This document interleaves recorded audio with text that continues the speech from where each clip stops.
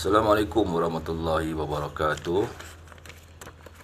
Jadi hari ini kita kongsilah sedikit sebanyak apa yang boleh kita kongsikan. Ini mengenai sifat mengetahui, tidak mengetahui dan diketahui. Ada tiga mengetahui, tidak mengetahui dan mengetahui. Jadi bolehlah cuba menguraikan sesuatu yang lebih baik untuk menjadikan satu perkara yang lebih baik, wallahualam. Jadi antara tiga ini dia dikatakan sifat-sifat yang mengenai sesuatu perkara yang menzahirkan, seperti kita melihat dan kita mengetahuinya. Dan mengetahuinya bermakna kau tengok bising ada je. So mengetahui dan seperti mana kita melihat perkara ni dizahirkan, kita zahir benda tu kita tahu dan mengetahuinya melalui pandangan mata dan pendengaran. Jadi bila perkara ini kita tahu dan dia akan kebiasaannya lah, mereka akan berfikir adanya benda ni, sifat ni dia akan berfungsi antara dua, satu di sini dan satu di sini. Macam hati, tengoklah yang dia terlihat tu bagaimana, apa yang menzahirkan tu, apa yang dia ketahui, apa yang dia tidak ketahui. Tetapi setiap perkara tu yang lebih mengetahuinya adalah Allah Subhanahu Wa Taala. Bermakna perkara yang melebihi, yang pengetahuan Allah lebih mengetahui itu, ilmu itu tidak bolehlah kita mengetahui sifat-sifat yang Allah mengetahui itu seolah-olah kita ni lebih mengetahui daripada Allah. Faham tak? Dia begitu. Jadi takut apa yang Allah merancangkan dan apa yang Allah telah letakkan. Jadi kita ni macam manusia telah terbawa sesuatu yang telah merancangkan dan meletakkan sesuatu itu. Mungkin ada sifat untuk berlumba-lumba, semua. Jadi kita patah balik dalam sifat ni. Jadi pada mereka yang ketahuinya, jadi terpulang pada masing-masing bagaimana nak mengolahnya dan menjadikan sesuatu yang lebih baik. Begitulah cerita dia. Okey, so kita tahu benda ini tetap tiga perkara juga. Melihat, dia akan melihat benda yang tak baik, perasaan marah, perasaan suka, menerima, tidak menerima, macam tu, menerima, tidak menerima. Dan di sini tindakan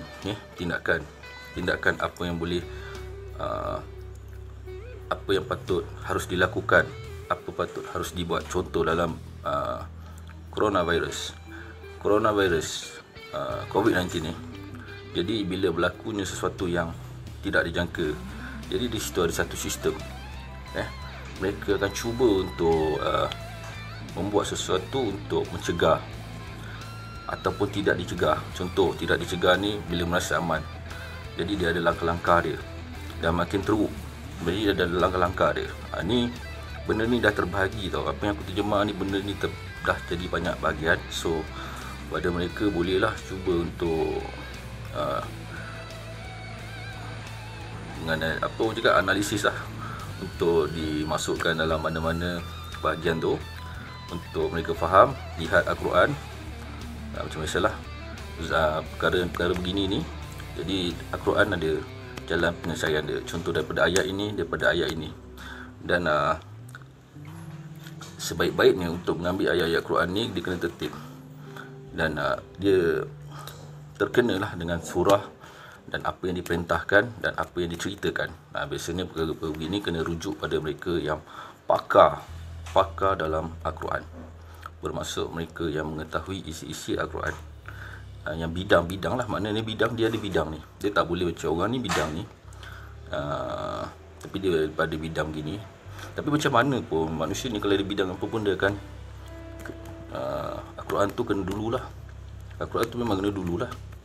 Jadi setiap perkara kena rujuk pada Al-Quran dulu, jadi baru boleh ambil. Faham Jadi ini permulaan kata pertama. Dan yang kedua, pasal 84 ni, bukan 04. Jadi apa yang aku nak bagi tahu, Pengetahuan ni dipanggil macam kita ketahui, mengetahui dan tidak ketahui. Okey, mengetahui, tidak mengetahui dan mengetahui. Sifat-sifat yang harus ada pada diri manusia, adil dan betul, tepat, tidak boleh melebihi apa yang Allah lebih maha mengetahui. Faham? Maknanya isi Allah mengetahui itu dia dah bagi tahu, tapi kita tidak boleh menentukan apa yang dia tentukan. Faham? Faham maksudnya? Maknanya kita boleh ambil apa yang dia ketahui. Dia ketahui itu kita boleh ambil, tetapi kita tidak boleh melampaui batas apa yang dia lebih maha mengetahui. Contoh macam kau cerita pasal Ar-Arash. Jadi Ar-Arash ni pun dia akan jadi perbadahan. Jadi apa yang sebaik-baiknya, mungkin korang boleh membacanya daripada surah Al-Quran tu semua, tapi kita nak sentuh dalam bab ni untuk jadi debat, itu dia yang maha mengetahui. Kita sebagai manusia, faham tak? Dan untuk apa kita nak mengetahui itu terlebih sangat? Jadi kita jadi seorang manusia yang berpada-pada. So dalam bab ni dia akan jadi pecahan. Dia akan jadi inilah, dia akan jadi satu perkara yang orang kata satu perkara yang adil dalam ilmu. Tak kira mana-mana ilmu tu. Jadi perkara ni setiap ilmu yang dibawa ni, maknanya dalam majlis ilmu ke apa ke, mereka mengetahuinya dan mereka harus tahu apa yang mereka tidak ketahui. Faham? Yang mereka tidak ketahui itu. Dan mengetahui, tidak mengetahui, tidak mengetahui, tak perlu lupa dah. Mengetahuinya, aku dah lupa dah, aku dah di blank. So faham tiga tadi tu yang aku sebut tu. So yang mengetahuinya, yang tidak mengetahuinya, semua benda ni wajib. Ya, sebaik-baiknya kena tahulah dalam bab tu bagaimana. So ini mungkin berkait dengan ilmu. Jadi ilmu ni dia ada seharus ada adab tertib, sebab bila bermain dengan media sosial, mungkin ada pihak-pihak lain akan cuba ambil, tapi kalau dia ambil isi tu dengan baik, dia pun tahu untuk melakukan perkara yang baik, makna mereka tahu. Dan apa yang aku nak bagi tahu daripada sini, contoh yang aku cakap, dia tersentuh dalam sifat-sifat rohani kita ni. Bila tersentuh daripada kita punya pemikiran, akal, mata melihat, telinga yang mendengar dan perasaan ni, kadang-kadang contoh orang tu marah, orang tu marah, dia sebut perkataan kalau yang tidak baik, celaka lah kau dengar, kau lihat dia, contoh kau lihat dia, mungkin kau terlihat tulisan dia, faham kan? Kau lihat tulisan dia, kau melihat dia, kau mendengarnya, ataupun kau melihat, kau memahaminya. Sebab dia menulis, kau terus memahami itu bagaimana. Dan bila benda ni dah sini dia akan ke sini, faham tak? Dia sini, dia ke sini. Jadi apa? Sabar, faham sabar, ataupun tidak sabar, ataupun teguran. Contohlah, kau cakap baik-baik sikit, baik-baik, mungkin dia bercakap, ada diam, mungkin dia orang tu dia mengambil tindakan diam, mungkin dia senyum, macam ni. Mungkin ada orang dia boleh dengar macam ni, dia pandang, tak berhenti kan, pandang tak bawah, dia pandang. Aku tahu tak benda ni dia bermain dengan sifat apa. So begitu. Jadi bila dah begini, dalam keadaan tu, tindakan sini. So bila tindakan ada, aku nak pergi daripada situ supaya mengelakkan perkara yang tidak baik, ataupun dia tunggu, dia ni nak kena ajar pun orang ni, kau tahu tak benda ni, ni kau faham tak? Dia dah bermain sini. Jadi so bila tindakan ada dalam rohani, itulah ibarat manusia diri sendiri yang ketahui, faham tak?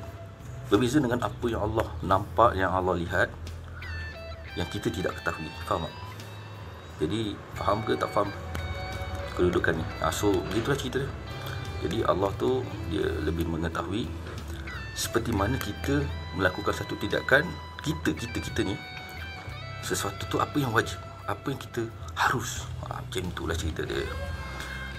Yang sebaik-baiknya. Aku pun bukanlah seorang hamba yang baik ataupun bagus, tidak. Jadi aku kongsikan dan apa yang aku tahu Jadi bagi aku ada yang terbaik mereka ambil. Kalau mereka tak nak, itu terpulang pada mereka, dan mereka bolehlah untuk menguraikan mana sudut yang dia nak bawa, bagaimana dia nak terjemah.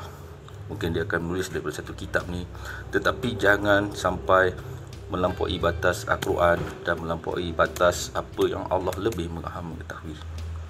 Begitu. So tindakan, jadi kita pergi balik pemikiran bila akan menentukan keputusan. Jadi dia akan berfikir bagaimana untuk menyelesaikan, bertumbuk ke, belah ke, ataupun dia tegur cara baik ke. Dan benda ni pula, contoh melihat pada keadaan, contoh kalau orang tu penagih dadah ke, ataupun orang tu bukan penagih dadah ke, orang ini adalah gangster besar ke, orang ini adalah orang biasa ke. Dan kita tahu kalau kita bercakap dengan orang gini, kita akan dapat padah. Jadi aku mau kena bantai ramai-ramai. Bermakna keadaan, kita tahu keadaan. So benda ni bila isi mengetahui, tidak mengetahui dan mengetahuinya banyak, dia terlalu banyak. Benda ni terlalu banyak untuk diterjemahkan sebenarnya, terlalu banyak. Dan harus ambil dalam kitab Quran tu untuk dijadikan panduan. Sebaik-baiknya orang yang pakar lah, pakar dia susun dan apa yang harus dibuat. So ini adalah salah satu pengetahuan yang mereka boleh terjemahkan, cuba ambil, jadikan satu pendedahan yang terbaik untuk dibawa majlis ilmu ke, bagaimana ke, terpulang pada masing-masing. Dan jangan menyesatkan sesama manusia, itu je. Ataupun cuba membawa kaedah ini, membawa satu pemahaman yang mengosakkan keadaan. Dan mungkin ada yang lebih tahu, tetapi kita untuk terjemahkan supaya mereka lebih mengetahuinya. So simple lah. Jadi ini perkara yang mampu aku boleh kongsikan dalam apa yang aku boleh beritahu. So cahaya, kita boleh lihat cahaya, tak kira lah dalam hidup kita ni, kita duduk luar zikir ke apa ke, sambil kita lihat. Jangan sangka buruk kita tengok luar, sebab benda ni semua ciptaan Allah ni, semua kat luar ni. Jadi buat yang terbaik. Kalau kita rasa kita bukan zikir saja dalam keadaan lepas kita solat, tidur pun kadang duduk, kadang ada macam hati. Jadi kadang-kadang macam tengok orang feel kat mana lah. Kalau feel orang duduk kat luar, mungkin orang duduk kat bukit, pergi kat taman, suasana yang tempat-tempat yang baik. Sebab zikir tu dia akan rasa, dia akan rasa feel tu, feel dia melihat. So benda ni berkait sebenarnya. So jadi bila berkait, kita kena tahu apa yang tak harus kita, jangan melampaui batas apa yang Allah Maha mengetahui. Dan boleh kita ambil tahu apa yang Allah Maha mengetahui, lalu kita menterjemahkan, dan jangan sampai ia melampaui batas. Simple. So aku nak gerak dulu. Assalamualaikum warahmatullahi wabarakatuh.